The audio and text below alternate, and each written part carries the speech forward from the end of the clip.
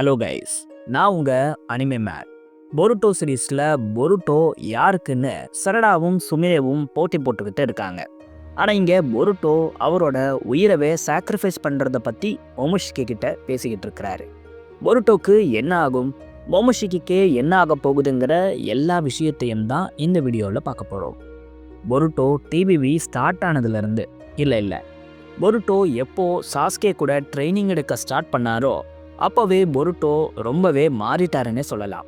அவருக்குள்ளே இருந்த அந்த ஜாலியான கேரக்டர் காணாமல் போய் ரொம்பவே கோல்ட் அண்ட் டெரரான பொருட்டோவை தான் இப்போ நம்ம பார்த்துக்கிட்டு இருக்கோம். இப்படி ஒரு மாறினதுக்கு பல ரீசன் இருந்தாலும் ஆம்னிபொட்டன்ஸுங்கிறது ஒரு பெரிய ரீசனாக இருக்குது.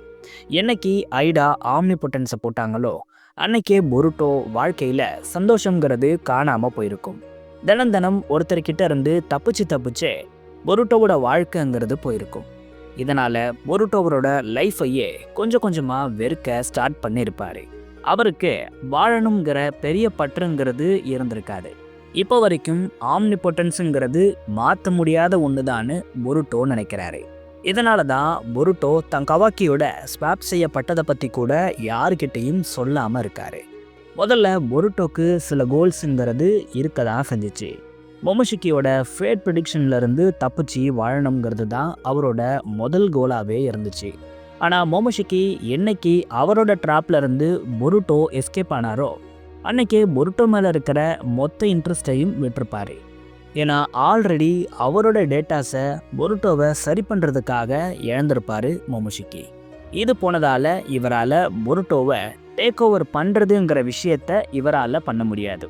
இதனால் மொமோஷிகி வெறுத்து போய் என்ன பண்ணுறதுன்னே தெரியாமல் அவரோட டைமென்ஷனில் தூங்கிட்டு இருப்பார்.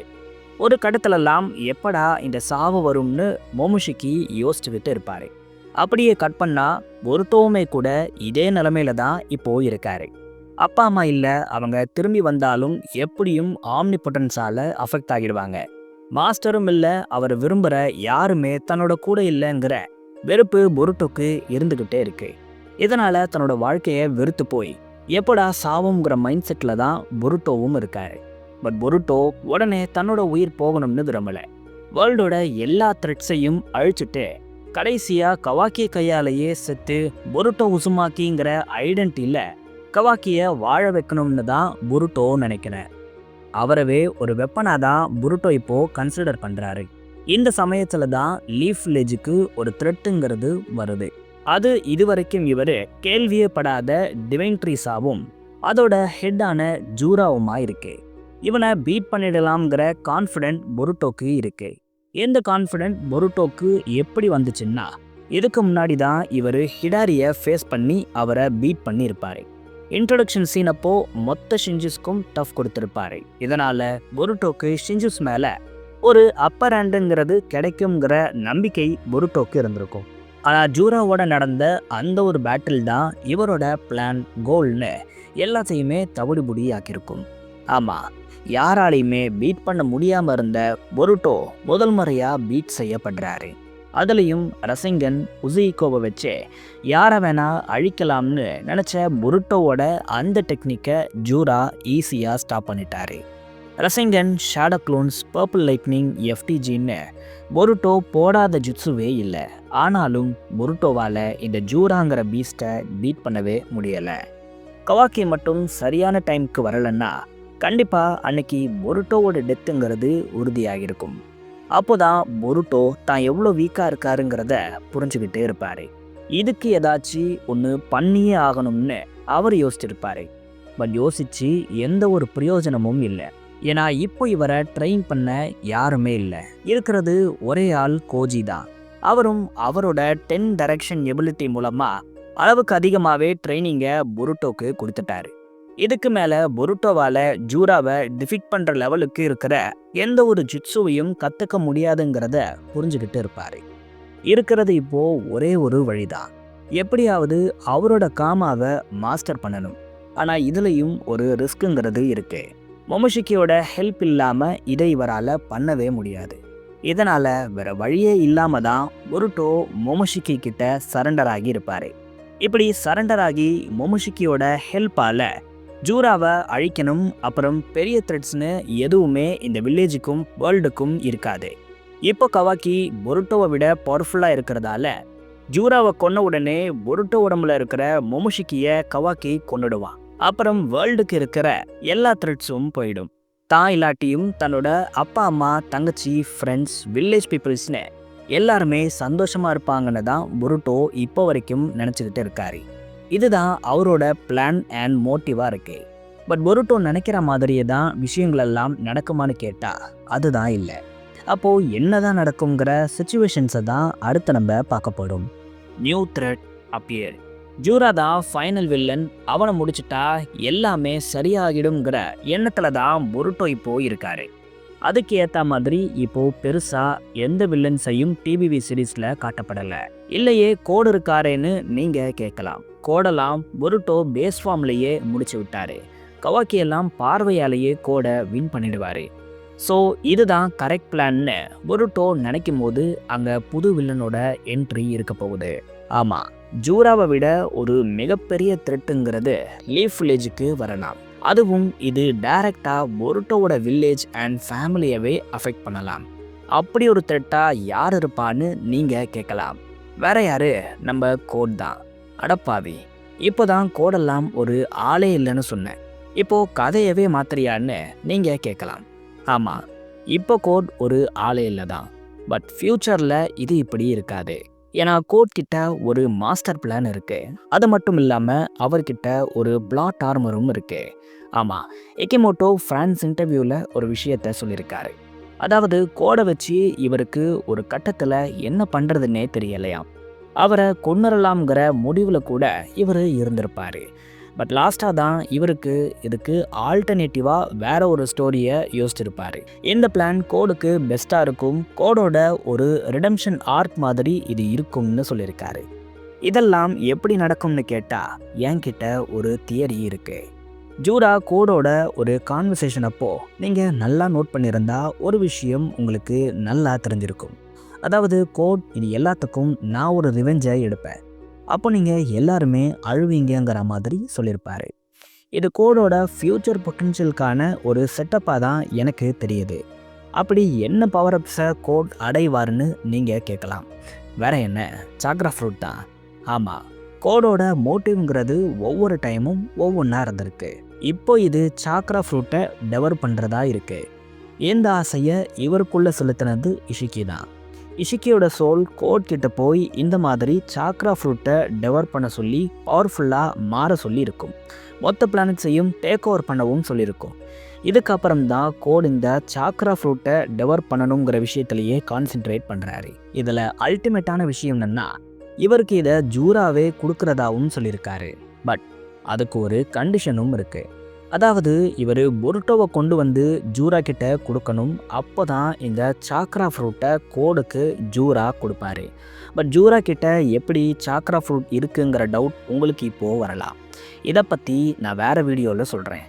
ஜூரா கிட்ட எப்படியோ சாக்ரா ஃப்ரூட் இருக்குன்னு இப்போதைக்கு வச்சுப்போம். இதை இவர் கோடுக்கு தர்றதா சொல்லியிருக்காரு.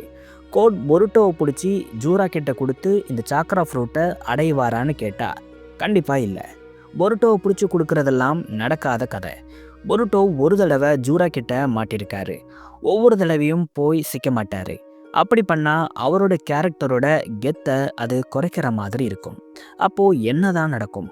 கோடுக்கு எப்படி இந்த சாக்ரா ஃப்ரூட் கிடைக்கும்னு நீங்கள் கேட்கலாம். என்னோட ஓன் தியரி என்னன்னா கோட் ஜூரா கிட்ட இருக்கிற இந்த சாக்ரா ஃப்ரூட்டை திருட தான் அதிக வாய்ப்பு இருக்குது. ஏன்னா இவர் ஆல்ரெடி ஷிஞ்சுஸை யாருக்குமே தெரியாமல் கவனிச்சுக்கிட்டு இருக்காரு. ஈவன் இதை ஜூராவால் கூட கண்டுபிடிக்க முடியலை. ரியூ மட்டும்தான் கோடை சென்ஸ் பண்ணார். இப்போது ரியூவும் இல்லை. ஸோ கோட் ஈஸியாக ஷிஞ்சுஸோட நடவடிக்கைகளை கவனிப்பார். ஏன்னா இதை இவர் தான் உருவாக்குனாரு. அதனால் இவருக்கு ஷிஞ்சுஸ் பற்றி நல்லாவே தெரியும். இப்படி இருக்கும்பொழுது இவருக்கு ஜூராவோட சாக்ரா ஃப்ரூட்டும் எங்கே இருக்குன்னு தெரியறதுக்கு வாய்ப்பு இருக்குது. அப்படி தெரிஞ்சுக்கிட்ட உடனே இவர் அதை கண்டுபிடிச்சி எடுப்பார். அதை இவர் டெவாரும் பண்ணுவார். இப்படி இவர் பண்ணும்பொழுது இவரோட டிரான்ஸ்ஃபர்மேஷனுங்கிறது அங்கே கண்டிப்பாக நடக்கும். ஸோ நம்ம இதுவரைக்கும் பார்க்காத செம்ம ஓவர் பவர்டான கோடை அப்போ நம்ம பார்ப்போம். ஆல்ரெடி கோட் 4 டையை அவேக் பண்ணுவாருன்னு நான் வேற ஒரு வீடியோவில் சொல்லியிருந்தேன். அது இந்த டைமில் நடக்க அதிக வாய்ப்பு இருக்குது. ஏன்னா இவரும் ஷீபாயோட லிங்க்ல இருக்காரு. இவர் மட்டும் இல்லை, கவாக்கி, பொருட்டோ, கோட்னு 3 பேரும் ஷீபாயோட லிங்க்ல இருக்காங்க. இது என்ன லிங்காக இருக்கும்னு வேற வீடியோவில் சொல்கிறேன். இப்படி லிங்க்ல இருக்கிற கோட் ஷீபாயோட ஃபோர்ஹெட் ஐயை அவேக் பண்ணி ஜூராவை கொல்லலாம். அதுதான் நமக்கு கோட் சொன்ன அந்த மொமெண்ட்டாக இருக்க முடியும். அப்போ இவர் சிரிப்பார், பட் ஜூரா வலியால் துடிப்பார். எக்கிமோட்டோவும் இப்படி ஒரு மொமெண்ட் நடக்கும்னு ஆல்ரெடி டீஸ் பண்ணி இருக்கிறதால இது நடக்க அதிக வாய்ப்பு இருக்குது. இப்படி நடக்கிறது மூலமாக கோட் ஒரு பெரிய வில்லனாக மாறுவார். இவர் அழிக்க பொருட்டோ மொமோஷிகி கூட போட்ட டீலை கேன்சல் பண்ணுவார். அப்படி இல்லைன்னா இவரை விட ஒரு பெரிய வில்லன் ஃப்யூச்சரில் வரப்போகிறாரு. இவருக்காக கூட பொருட்டோ அவரோட முடிவை மாற்றிக்கலாம். அது யாருன்னு கேட்டால் அதுதான் கவாக்கி. கவாக்கியோட டிரான்ஸ்ஃபர்மேஷனுங்கிறது மொத்த சீரீஸையே புரட்டி போட போகுது. அப்படி என்ன இவர் பண்ண போகிறாருன்னு கேட்குறீங்களா? அதுதான் age of shinobi is over. ஆரம்பத்தில் இருந்தே கவாக்கிக்கு ஷினோபி லைஃப் ஸ்டைல் மேலே பெரிய ஈடுபாடுங்கிறது இல்லை. இவரை ஃபோர்ஸ் பண்ணி தான் இந்த ஷினோபி பேண்டுங்கிற விஷயத்தையெல்லாம் வியர் பண்ண வச்சுருப்பாங்க. அப்படியே வருஷங்கள் போகுது. கிளைமேக்ஸிங்கில், அதாவது ஃபைனல் ஃபைட்டில் கவாக்கி மொத்த ஷினோபிஸையுமே ஹெட் பண்ணக்கூடிய ஒரு கேரக்டராக இருக்கார். அது மட்டும் இல்லாமல் இவங்களை ஒழிக்கணுங்கிற எண்ணத்துலையும் இருக்கார். அப்படி இவருக்கு என்ன ஆச்சு, எது இவரை இப்படி யோசிக்க வச்சுதுன்னு டீட்டெயில்டாக வேறு வீடியோவில் பார்ப்போம். பட் கவாக்கி ரொம்ப ஸ்ட்ராங்காக ஷினோபிஸை அழிக்கணும்னு சொல்கிறாரு. ஒரு கட்டத்தில் அதை சக்ஸஸும் பண்ணுறாரு. ஏன்னா இன்ட்ரோ சீன்லேயே ஷினோபியோட காலம்ங்கிறது முடிவுக்கு வந்துருச்சுன்னு கவாக்கி சொல்லியிருப்பார். இதெல்லாம் வச்சு பார்க்கும்போதே கவாக்கி ஒரு மிகப்பெரிய வில்லனாக மாறி இருக்காருன்னு தெரியுது. அந்தளவுக்கு ஒரு வில்லத்தனத்துக்கான ரூட்டுங்கிறது இப்போலேருந்தே ஸ்டார்ட் ஆகலாம். தன்னோட குடும்பத்தையும் வில்லேஜையும் பாதுகாப்பான்னு நினச்ச கவாக்கியே அதை இப்போ அழிக்க நினைக்கிறாங்கிற இந்த ஒரு விஷயம்தான் பொருட்டோட மனசை மாற்றும்னு நான் நினைக்கிறேன். இதனால் இவர் மொமோஷிக்கியை பெட்ரே பண்ணி அவரோட பாடியை மொமோஷிக்கிக்கு கொடுக்காம இருக்கலாம். இதுவும் நடக்கலைன்னா பொருட்டோ அவர் முடிவு எடுத்த மாதிரியே மொமோஷிக்கி கிட்ட அவரோட உடம்பை கொடுத்துடலாம். பொருட்டோ கொஞ்ச நாளைக்கு ஸ்லீப்பிங் மோடில் இருக்கலாம். அப்போ மொமோஷிக்கி அந்த உடம்பு மூலமாக பல அராஜகங்களை பண்ணலாம். முக்கியமாக இப்போ வரைக்கும் மொமோஷிக்கி அவரோட மோட்டிவ் என்னன்னு கிளியராக சொல்லலை. இது எல்லாமே இந்த ஒரு பீரியடில் நமக்கு ரிவீல் செய்யப்பட வாய்ப்பு இருக்கு. இப்படி பயங்கரமாக ஆட்டத்தை போட்ட மொமோஷிக்கியை ஒரு டைமில் பொருட்டோ முந்திக்கிட்டு அவரோட கான்ஷியஸை ரீகெயின் பண்ணலாம். அப்போ மொமோஷிக்கியை இவர் அழிக்க கூட செய்யலாம். இது எல்லாத்துக்கும் பொருட்டோக்கு அவரோட ஜோகன் அவேக்கனிங்கிறது பெரிய ஹெல்ப்ஃபுல்லாக இருக்கும்னு சொல்லப்படுது. இதை பயன்படுத்தி தான் மொமோஷிக்கியோட கண்ட்ரோல்ல இருந்து பொருட்டோ அவேக் ஆவாருன்னு சொல்லப்படுது. இதை தவிர்த்து மொமோஷிக்கியும் பொருட்டோவும் சேர்ந்து வேலை செஞ்சு கிட்டத்தட்ட குராமா நருட்டோ மாதிரி ஒரு பாண்டிங்கை உருவாக்கிப்பாங்கங்கிற மாதிரியான தியரிஸும் இருக்கு. பட் இதெல்லாம் நடக்க வாய்ப்பே இல்லை. நீங்கள் என்ன நினைக்கிறீங்க? பொருட்டோக்கு ஃப்யூச்சரில் என்ன ஆகும்? மொமோஷிக்கியை அவர் அழிப்பாரா இல்லையான்னு கமெண்ட்ஸையும் சொல்லுங்கள். நான் உங்களை வேறு வீடியோவில் சந்திக்கிறேன்.